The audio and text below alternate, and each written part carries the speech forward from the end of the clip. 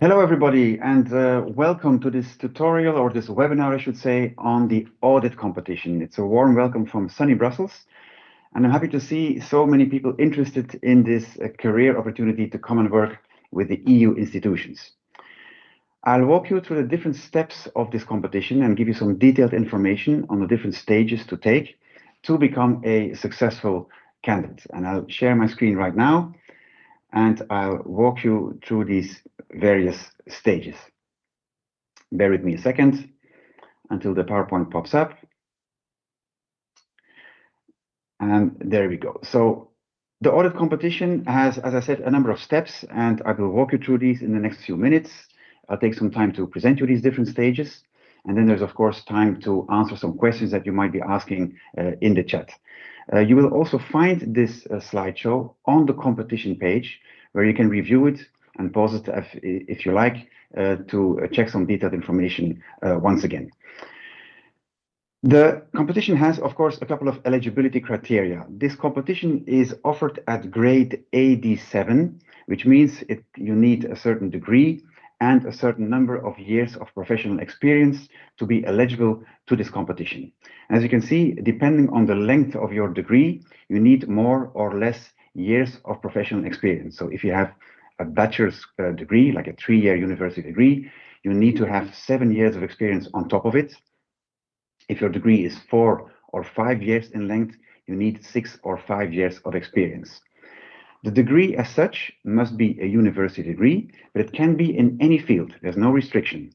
However, the experience must be relevant to the field of audit. And as you can see on the slide, at least 4 years of your experience must really be in the field of audit. The remaining years can be in other fields, and these fields are listed in the notice of competition. You know, the notice of competition is the legal document in which we detailedly explain the whole structure and the whole competition. So do read that document. You will find it very prominently on the competition page. As you can see, this experience, apart from your audit experience, can be in fields such as accounting, budgeting, anti-fraud, financial analysis, some IT areas as well, and so on. So have a look there to see if you are eligible regarding degree and experience. Then, of course, you also need to pick 2 EU languages to sit your tests in. It has to be 2 different EU languages, of course. You have the choice among the 24 official languages. One of these languages should be at least level C1, and the second language should be at least level B2. Again, you have the free choice with any combination of 2 languages works to sit your tests in. You do not need to provide proof of your language knowledge. You don't have to show us any certificates or degrees. Just sitting the tests and being successful in them gives us enough proof that you master the language at the required level. So if you are eligible, you can apply, and you will be invited to a set of tests. The application period is currently open, and everybody who submits his or her application by the deadline of the application period will be invited to this set of tests. As you can see, there are 3 tests to take. I'll talk to you about them in detail in a minute. Once you have taken all your tests, we start scoring, and the best ranked people will be placed on the so-called reserve list, which is the pool of recruitable people, the pool from which then the recruiting institutions fill their vacancies. You should know that all the testing is being done remotely, so you do not have to travel to a test center. You can sit all these tests from your home computer, read carefully all the information about this testing environment before you sit the test, because of course testing from home comes with a certain strictness, right? We need to try and avoid people cheating in a way. So that's why you have to follow a strict set of rules to be able to sit these tests conveniently. So in detail, first of all, you have to apply. And if you do not have an account with us yet, you should create one in the so-called single candidate portal. You can apply in any of the 24 languages, and you have to submit your application by the 19th of May. We will then also invite you to upload your degree and your proofs of your professional experience by the 30th of September. Now, you must have acquired your degree and professional experience by the deadline of the application period. So you cannot only wait until the 30th of September to have the required years of professional experience. You must have it by the 19th of May. As said, everybody who applies gets invited to a set of tests, and we start with testing your reasoning skills. And you see the detail here. We test your verbal, numerical, and abstract reasoning skills in your language 1 of your choosing. You see the number of questions there, the duration, and the scoring. As you can see, the scoring is or has a pass-fail basis, which basically means that for verbal reasoning, you need to reach at least 10 out of 20. As long as you get that 10 out of 20, you're still in the running for a place on the reserve list. Same goes for the other two tests, but there the scoring is being combined. So you need to reach at least 10 out of 20 combined for numerical and abstract reasoning. So in theory, you could score 0 for numerical reasoning and 10 out of 10 for abstract reasoning and still be good to go on in the competition. You see a link here to the sample tests. Well, it is very important that you train this. You should practice this reasoning skills testing. It is not so easy, and it also comes with a time pressure factor. You see the duration of this test there, so it goes quite fast. As you can see, verbal reasoning, less than 2 minutes per question. Numerical reasoning, also two minutes per question, and abstract reasoning comes with 1 minute per question. So by really practicing this, by doing this a lot, you get better at it. So you'll find sample tests on our website in all languages available. So have a look there to start training. Also good to know is that your member state administration may offer you preparation material and guiding and courses, again, to prepare you for this test. So when you apply for this competition, you can let us know in the application form if you would like this support offered by your member state. The second test is a so-called field-related test, where we test, of course, the knowledge in the field of auditing, this time in language 2. You again see the number of questions, the duration, and this time the scoring is ranked. So just reaching the pass mark of 15 out of 30 will surely not be enough for you to make it to the list of best ranked candidates. You will have to score considerably more, so this is very important for you to score well here. The third and last test is a written test. Of course, this is then not a multiple choice test. It's a written test where we assess your written communication skills. You will receive about 2 weeks prior to the testing date a set of documentation to prepare you for the question of this test, right? It's a whole file you can get. Please study this, read this carefully, and you will have access to this documentation on the day of the test, because you will receive then a question and you have to reply to that question in an open text kind of format, and you can then use and refer to the documentation that you received up front and to which you have access on the day to solve the question. Again, as you can see, the scoring is pass-fail based, so you just need to score 5 out of 10. So this is the end of the competition. Who are the people who end up on the so-called reserve list? Well, the ones who pass the first and the third test, and among those who are the best ranked on the second test. As you can see, we're looking to select a high number of successful candidates, 448 to be precise, so it's quite a high number. So try and be one of them. Once you're on this list, you are recruitable. So once you're on this list, it works both ways. The recruiters from the different institutions have access to this list, and they can, based on their vacancy that they have to fill, select a number of people off this list. You should know that once you're on this list, there is no ranking. So everybody is equal on the list, but of course, everybody has his or her own CV. And based on the CVs, the recruiters can select you, shortlist you, and invite you to an interview. And if you seem to match the vacancy at best, you get offered the job. If not, you stay on the list and you can be offered other opportunities later on in the year. Now, you can also be a bit proactive yourself, because once you are on this reserve list, you will have access to a number of vacancies, and you can then yourself apply to these vacancies and reach out to these services and motivate why you would like to work with them. So this being said, we have reached half of our webinar, so we have 10 minutes left to answer questions. before we go there, I just want to point out that you should read the notice of competition very carefully because it may answer a lot of your questions. Still, if after this webinar you still have questions for us, you can always reach out to our candidate contact service through the contact form on our website, and you can ask any question related to this competition or to EU careers in general, of course. Also follow us on social media because there we reach out to you and we inform you about current and upcoming opportunities to come. I will stop sharing the screen right now, and there may be questions coming, and I see one popping up here.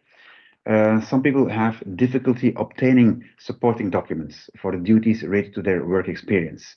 Is a self-declaration also acceptable, possibly accompanied by the contract or an employee reference letter from the employer? So you should try and be as clear and as precise as possible when describing and showing proof of your work experience. In the end, it is the selection board that accepts or does not accept the proofs of your experience. So of course, try and get the best proof possible. I understand that if you have experience dating back to a number of years, it may be harder for you to get such a proof of your former employer. Try and describe it. Self-declarations may help, may work. It's always better to get, of course, a notification from your employer. But then again, it comes to the selection board to assess and to see if you are eligible or not. A second question which pops up is how to prepare for the field-related questions. So I told you that we have sample tests available for the reasoning skills. We do indeed not provide test material for field-related tests. Why? Well, it would become too much for us anyway, because this time it's an audit competition, the next competition is an ICT competition. It's impossible to provide material for all different specialisms for which we seek staff. So since you are experts in the field, you have extensive experience in the field, you should be able to sit this test quite reasonably. Your member state authorities may help you, but EPSO is not able to provide information on or test material to prepare you for this test. Do you have any view on the geographical allocation of vacancies, even a high level? If you mean to say where the vacancies are, of course, the majority of the auditors work in the European Court of Auditors. The European Court of Auditors is based in Luxembourg, so very probably many people will start working there. But then again, we have audit services also in Brussels in different services of the Commission, for instance. You may even end up working in an agency which may be located somewhere else in Europe. But then again, the majority will probably start working in Luxembourg. Once you start working with us in any field, really, you don't have to do that same job from the day you're hired until the day you retire. We have an internal job mobility scheme, so really up to you to, if you are interested in a new job, in a new direction of your career, you can consult a list of internal vacancies and apply to these positions. You don't have to sit any tests anymore. You basically sit an interview with that future head of unit usually, and if you seem to match that new vacancy, you take it. If not, you stay where you are. And in this way, you can really change quite easily between services, between institutions, and between cities. And in this way, shape your own career really. And many, many people, me included, do this or have done this. What exactly is required from current and former employers? If the contracts are not specifying the duties, is a formal letter from them enough? So actually, it's a bit related to the question I touched upon earlier on. Try and be precise as possible. I know it's not always easy. Just try and get your best, right? Try and be as precise as possible, because this will help the selection board to assess if your duties or if your experience matches the area which is listed in the notice of competition. In the notice, it's really quite extensive and quite detailedly explained there. So try and see and try to make clear that your experience matches one of these fields listed in the notice of competition. Can supporting documents be in any official EU language? Yes, they can. Other issues that we have touched upon already, and we have 5 minutes left, so I can address some. Some people report that when they start doing their application, really, they report a pop-up preventing them from continuing their application. Well, in most cases, this is due to missing mandatory information in their profile or CV. For instance, you need to indicate which two languages you want to use. You need to indicate your education. You need to upload an ID document before you can really continue your application. So if you get such a pop-up, check the former steps to make sure that you don't miss out on anything. Also, on the website, you will find a short video exactly explaining step by step how to fill out your application. So have a look there. This is really a helpful video to apply. Sometimes candidates receive a notification indicating that a draft exists as an application, and they're unsure on how to proceed or finalize their application. Well, if this message basically means that a draft application already exists somewhere in the system, you should continue your application with that draft. You should not start a new application, because then there's a conflict in the system and you cannot proceed. The draft can be found in My Account, right? You go to My Account, then you go to My Applications, and then to My Draft Applications. And there you'll find the draft, and then you can continue from there. Then there's a question about an indication or plan about the exam dates. We don't have an exact date yet. The testing will not take place before the summer, all right? Anyway, we will notify you extensively in front before we test you, of course. But you can be you can leave on your summer holidays without any stress. Testing will only take place in autumn. Then can we try AD7 tests and then apply for an AD5 competition? That's a good question, and the answer is yes. You can always apply to any opportunity that we offer. So as you know, we have competitions which lead to becoming an EU official, and we offer competitions on various grades. You may know of the AD5 graduate competition, which we launched in February. This is an AD7 level competition. In future, again, we will publish AD7, AD6, AD8, AD5 competitions.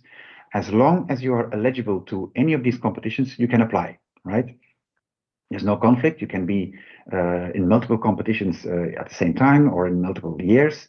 There's also no blacklist of people failing a competition, so you can keep continuing and trying to apply to anything we offer. Also, check out our other opportunities, because this now concerns a competition to become a permanent official, which is indeed the best contract we offer. But we also have non-permanent competitions, non-permanent opportunities, I must say. We have what we call temporary agents. We have contract staff in various fields. Check out the EPSO website where you find more information on that. Another question that we sometimes receive is about eligibility. Well, we addressed it already a bit. You really find the eligibility criteria in the notice of competition, and the final word on whether or not you are eligible is really on the selection board and not on EPSO staff. I already touched upon supporting documents that you have to upload them by the 30th of September, so you know that.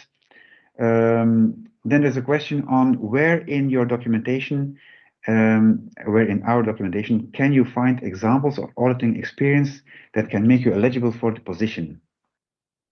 So you don't find examples in our notice of competition. You find areas of expertise, and you should make sure that your experience matches one of the areas at least, which is listed in the NOC.